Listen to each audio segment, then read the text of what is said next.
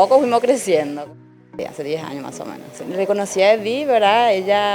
Yo le enseñé lo básico, ¿verdad? Y después enseguida le gustó y aprendió de maravilla, así que después ella le trajo al marido, a su hermana y así, de a poco formamos un equipo grande.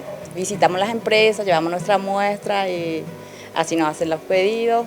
Desde el corte hasta el empaquetado hacemos, o sea que todo hacemos. Yo particularmente hago vestido de 15 sobre medidas, ¿verdad?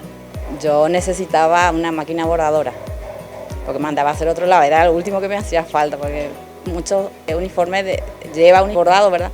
Y mandaba a hacer otro lado y por ahí me atrasaba porque no me terminaba y eso, entonces eso es lo que más necesitaba y ahora ya tenemos. Con esa plata compramos la maquinita bordadora. Que la verdad que conviene porque te da un plazo más largo, ¿verdad? Y su interés también es más bajo. Hay que animarse y trabajar mucho y se puede, ¿no? Nos ayuda, ¿verdad? Para crecer más y que siga con esto, para ayudarle a más mujeres, ¿verdad?